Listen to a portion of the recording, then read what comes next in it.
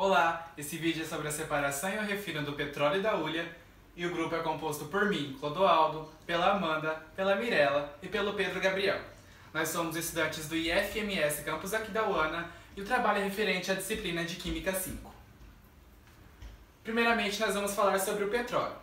Bom, o petróleo é um líquido viscoso, que se originou ao longo de milhões de anos de restos de seres vivos, animais e vegetais.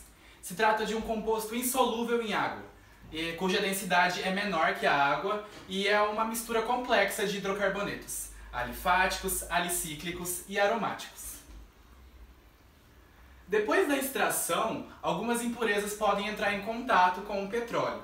E lá na refinaria, antes do refino propriamente dito, ocorrem dois processos mecânicos de separação, que é a decantação e a filtração. A decantação consiste em separar líquidos immiscíveis, ou seja, que não se dissolvem. Ela ocorre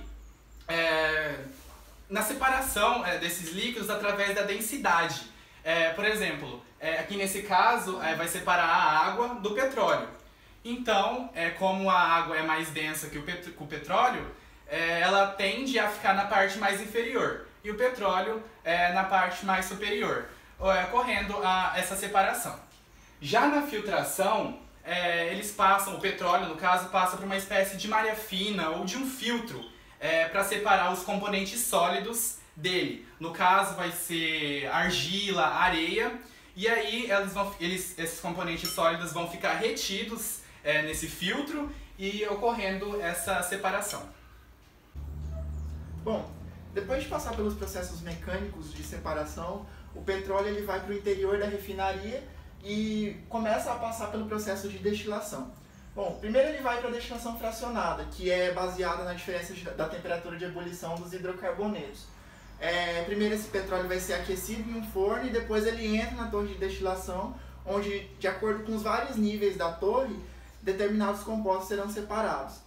E aí existe uma relação que vai dizer que conforme mais alto é a torre, mais compostos podem ser separados, e também nos níveis mais superiores a temperatura vai ser maior e os compostos menos densos vão ir para lá. Então o petróleo entra primeiro no forno, como eu já disse, ele vai entrar na torre aquecida, sair do forno e entrar na torre aquecida, e aí quando ele chegar aqui em cima, os compostos com um carbono até 4 dentro das cadeias vão se condensar nesse primeiro tubo e vão sair. Normalmente esses primeiros compostos são o GLP, que é o gás liquefeito de petróleo, e o gás natural. Depois vai sair a nafta, a gasolina, o querosene, o diesel e os outros compostos. Tudo isso com base na diferença de densidade, que faz com que os compostos mais leves fiquem para cima de novo. Bom, aqui tem uma tabela que vai relacionar o ponto de ebulição com o número de carbonos na cadeia de acordo com o subproduto que vai ser gerado. Então, o primeiro composto que vai sair lá na partezinha da torre, na partezinha de cima da torre, é o gás, que ele vai ter geralmente de 1 a 4 carbonos na cadeia. É o GLP e o gás natural, como eu já disse.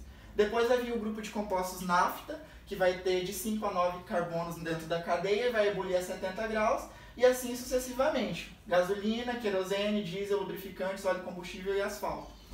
Vale ressaltar agora um olhar especial para esses três últimos aqui, para os lubrificantes, para o óleo combustível e para o asfalto. Por quê? Eles têm uma temperatura muito alta de ebulição e eles não vão poder ser separados na torre de destilação convencional.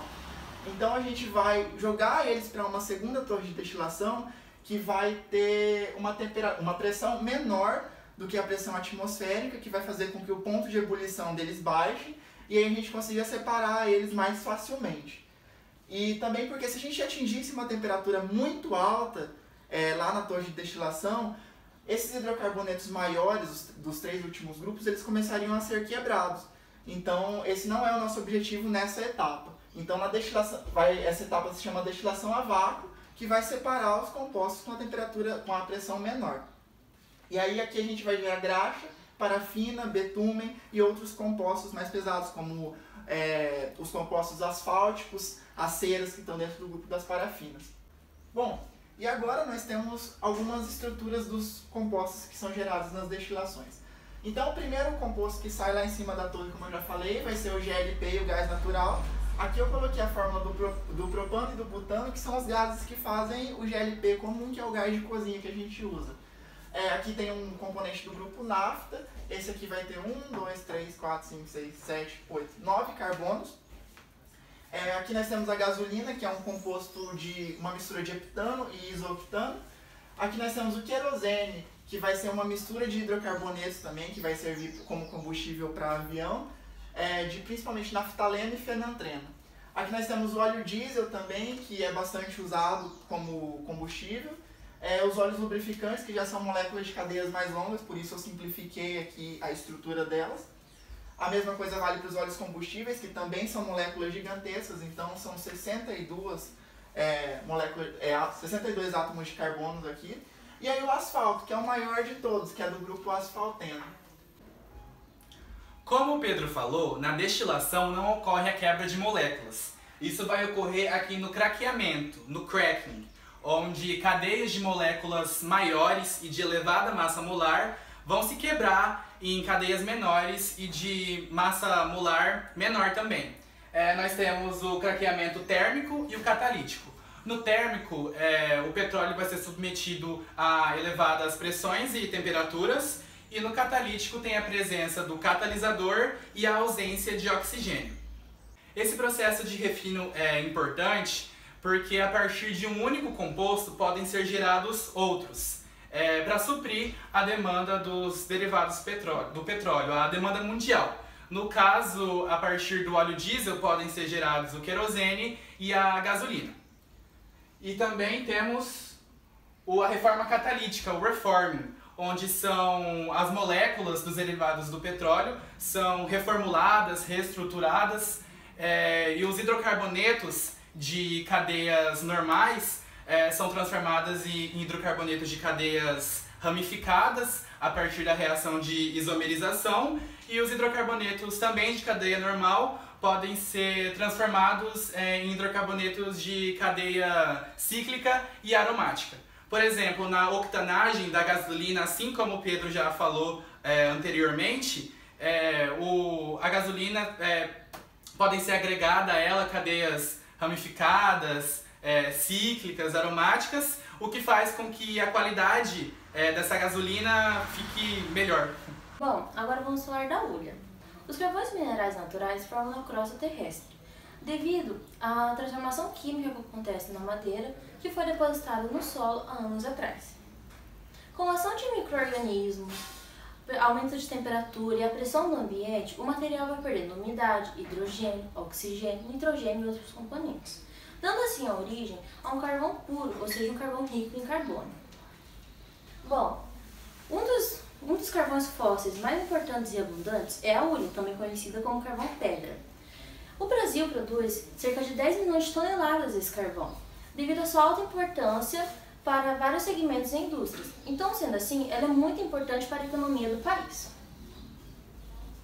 Bom, a hulha a ser extraída passa pelo processo de destilação seca, que é o quê? É quando você coloca esse material num aquecimento de 1000 graus Celsius em equipamentos de laboratório. Esse processo ocorre na ausência de oxigênio para que não ocorra a combustão. Bom, na destilação seca gera 3 frações de compostos: a fração gasosa, a fração líquida e a fração sólida. A fração gasosa também é conhecida como gás de iluminação, que foi muito usado antigamente para iluminar ruas, casas e indústrias.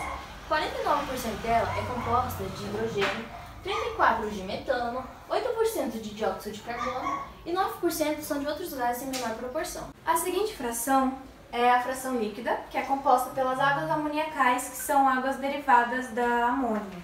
E futuramente essas águas elas vão gerar compostos nitrogenados.